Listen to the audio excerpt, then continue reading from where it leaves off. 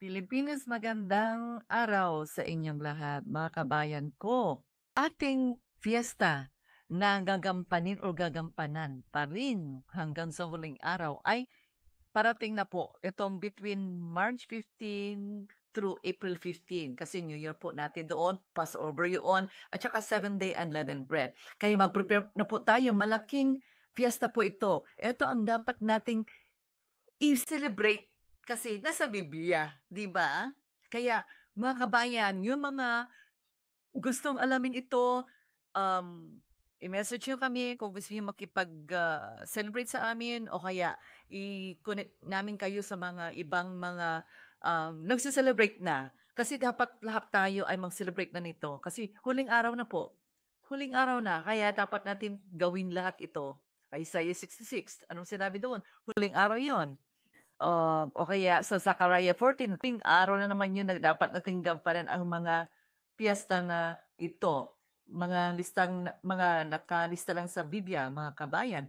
Kaya po, kung gusto niyo malaman ito at basahin, nasa Exodus po. Exodus 1, magbasa na po kayo doon para malaman natin ang piyestang ito. Napaka-exciting ba? Kaya, at least yung mga bata wala na ata silang eskwela. Kaya magluto tayo ng mga unleavened bread. Kaya alisin niyo na lahat ang mga may yeast sa loob ng bahay natin.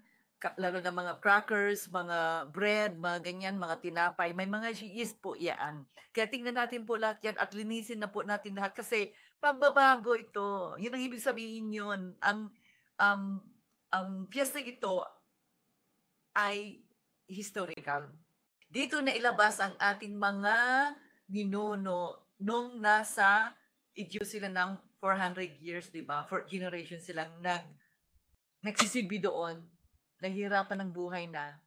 Kaya umiyak sila, narinig ng ating Aba, Yahuwah, ang kanilang iyak kasi nahihirapan na sila sa buhay, nilabas niya sila. Ito yung history noon. Kaya yun ang dapat nating ibigay sa ating mga anak. Ibigay meaning ipamana kasi dapat nating ipamana mga ito kaya tayo naghirap ng buhay kasi hindi na ipamana ng ating mga ninuno ang mga nasantuang sulat na ito na binigyan ng abayuwa sa ating lahat. Kaya ito ngayon, naintindihan natin na okay, ito ang buhay natin, mahirap kasi nga hindi natin ginawa yung dapat na gawin natin kasi sabi naman ang mga nasantuang sulat nito ay buhay nyo. Kaya gampanan nyo para may maganda kayong buhay, di ba? Ganoon sinabi. Kaya mga kabayan, gawin na po natin. Masaya po ito. Magluto tayo ng mga unleavened bread every day. Mag-ano kayo ng mga palaman nilagay nila. Maggawa kayo ng coconut jam, strawberry jam, peanut butter, kung anong may ilagay nila. Masaya po ito. And then make a gains sa mga bata. Kaya, mga kabayan, mag-prepare na po tayo. 7 araw po ito na fiesta.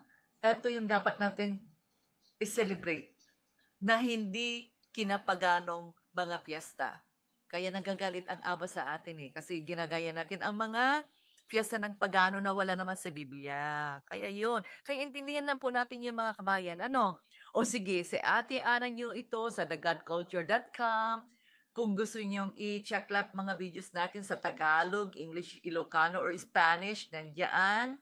600 videos natin doon. Mapanood natin lahat yun ng Solomon's Gold series sa tungkol sa Pilipinas yon. Kaya, ano natin mga kabayan yun?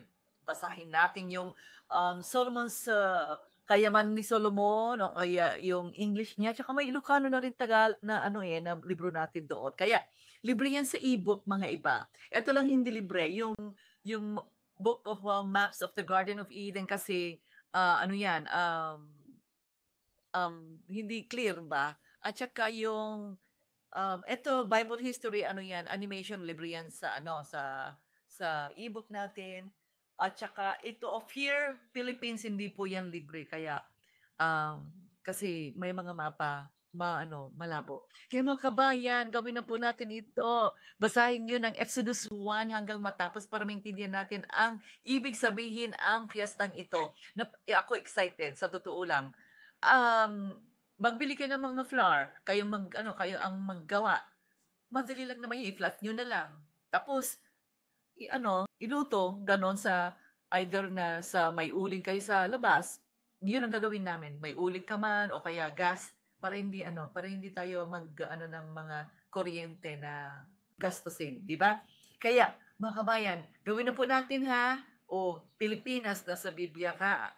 Kaya dapat natin gawin ito kasi tayo yung Matthew 12:42 ba yun? The Queen of the South shall rise in the end times. Kaya gawin na po natin to. Kasi tayo naman ang magtuturo sa mga buong mundo kasi in time, tayo ang magtuturo sa kanila. Kaya eto na, pwede natin basahin din itong mga librong ito. Libre yan si Ibo. Aba, Yahuwah, anak niya Yehusha, mahal na mahal niya tayo, Pilipinas. Hindi natin ma-realize yun. Mahal na mahal niya tayo. Tayo ang pinili niya. Isineparate niyang mapa sa buong mundo para mapalayo na hindi tayo malinlang kung ano-anong klase mga reliyon o kaya pagsamba. Pero nakapasok pa rin sila para linlangin tayo. Anyway, maraming ano yon. May mga videos kami doon para mapanood nyo ba pala sa Pilipinas, yun, sa Tagalog. Napapanood nyo kasi 600 plus videos na natin doon.